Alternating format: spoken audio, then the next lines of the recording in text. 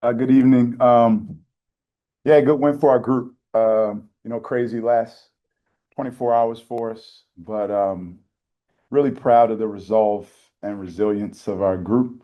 For finding a way to beat a team program coach that, we have a ton of respect for. I was not happy the way our game ended in Providence. I thought they really beat us the last 6 minutes or so, and I told our team been telling our team how dangerous DePaul is because they're so tough, so disciplined, so together, and they went on and played great, have a great week, beating Creighton, one of the best programs consistently in the country, and then sweeping Seton Hall, who's one of the toughest teams in our league. So, really proud of our guys. A very quality road win for our group.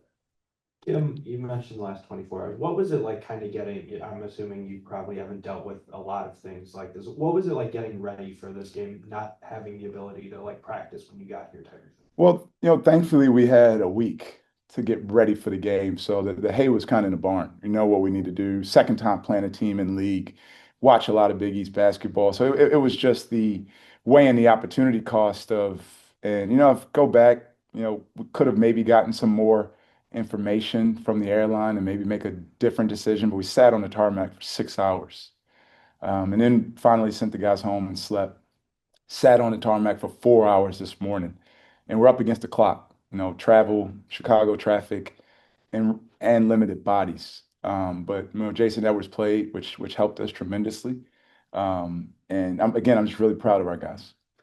Kim, what was the communication like with the Big East Conference, particularly, maybe asking them to push this one with Yeah, more we preparation? talked about it. I was concerned about it, especially with the time we spent last night and the limited bodies we had. We had a similar situation with Butler 3 years ago, and I thought it was fair. Butler got to Providence 3 hours before the game. We got here like 5 or 4 hours before tip. Um, you know, we gave Butler a police escort to our game. We couldn't get that done here in a big city, big American city. But they said game on, and you know, our guys hooped, and they wanted to play. They wanted to play. They just had a week off, so they were kind of saying, "Good, we get to play basketball." Do you change anything with the routine while traveling, while going through this? Like on the flight, is it a little more of Yeah. like game prep instead of maybe relaxing or that sort of It was thing? zero game prep on this flight. The guy, I just wanted to get. They were spinning. We kind of thought about it. Turned around. They were playing like a poker app. They were playing with each other. Vox and Gones are shouting at each other back and forth. It was loose, and they were enjoying spending time with each other, which in this device-heavy, social media scrolling, toxic time in society, it was good just to see humans interacting with each other. So we just let them be with one another. Kim, how does the atmosphere tonight differ from previous years when you've played here? Man, it's great. It's great. I can't. I was talking to coach staff the other day, and I was like, Chris Holtman, Coach of the Year, right? And there are a couple other guys, Willard and Shaheen, but I mean, what he's done is incredible. Um, Obviously, a beautiful arena in one of the best cities in America. To see the crowd show up and be loud,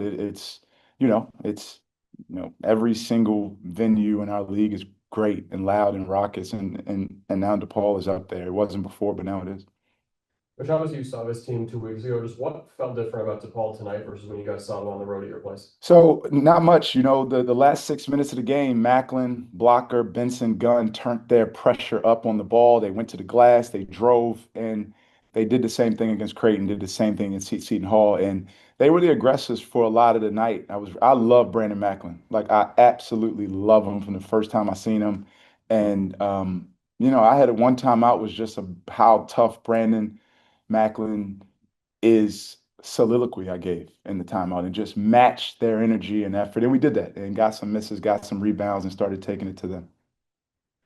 Kim, with the Big East standings the way they are, with 6 through 11, a lot of things can happen in the final 2 weeks, being separated by a couple of games. How much do you pay attention to that after each day of games, and how much do you go over that with Yeah, your once team? you get to last place, you're wasting time even looking at it. We got the next game. We see, who's at the top. A few weeks ago, I was, hoping UConn and St. John's run away and maybe we can catch whatever. We got Xavier. It's our next game. It doesn't matter. When you're at the bottom, just play the next game. We're just playing the next game, and if we win, great, and just keep doing that, just one game at a time. Kim, second chance points a big part of your offense tonight. What did you see in those scramble situations that made it so effective getting those open looks? Yeah, it's great. An offensive rebound is the equivalent of a dribble drive paint touch for us. We want to get in there and then we want to kick it out, drive, kick, swing. And if you're open, shoot it. If you're not, one more. Oswin, since our first game against Creighton, he's been doing big time work on the glass and on the offensive glass. He got to be better on the defensive glass. The kid Flores had a really big burst there in the second half. But no, we want to create good shots and then try to go get more. Any more questions? Good. Thank you, guys. Stay careful with that. Thank Thanks, you, guys. guys. Thank you. Kim, I'm wondering if there was a, drop dead time at all with your travel situation? Yeah, we thought, again, we were looking at the precedent that was set when we played Butler our first year here. They got in at, I think, 9 for a 12 o'clock game. TF Green or Mika Mutual Pavilion is a little shorter and more pleasant of a drive than O'Hare to the South Loop. But, we were thinking as long as we got in to, Chicago with 5 hours to tip, it'd be fair to play. So the Big East, in conjunction with, Dwayne Peavy, did a lot of stuff. And they said game on. We took off at 12:45. We got a text saying game on. And I'm curious, your whole kind of spin on execution down the stretch. Again, far from perfect with a lot of turnovers, but, obviously just enough to win. Yeah, some unfortunate turnovers.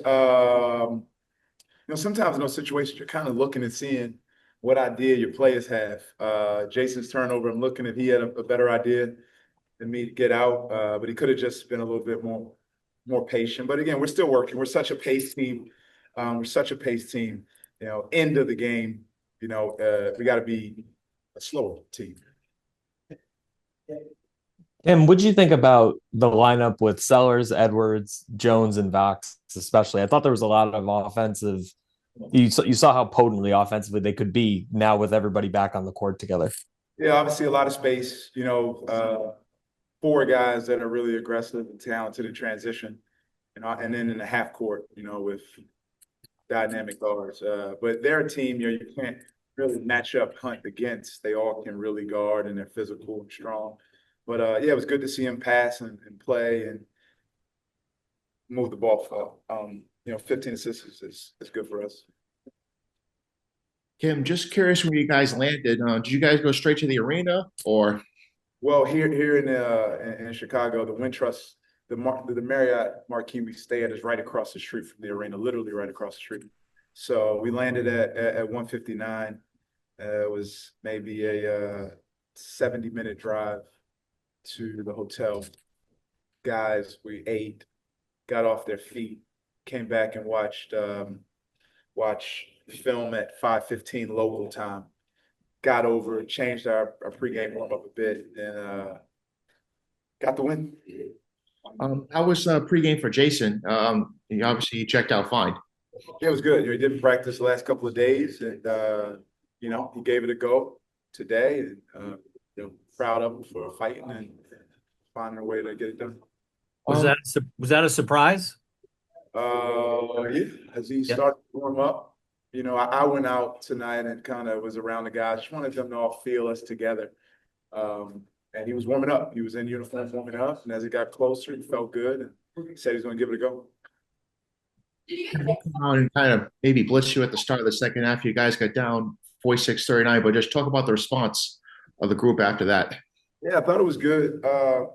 We always, again, big leads, obviously we've squandered those. But deficits, because of the spurtability and the pace in which we play, a couple of points here or there. We got down 7, with 17-32. It's not, the end of the world. Just got to get some stops, get some good shots. Was Corey close to playing tonight? I don't know. He had a pretty aggressive workout yesterday with our medical team, Chris Hagman. But he wasn't strong enough to go. So we'll hopefully he's ready to go for Xavier. Kim, just want to get back to the turnovers at DePaul Force. They had 18 tonight. They had 34 in your 2 meetings this year. 31 assists for you guys by comparison.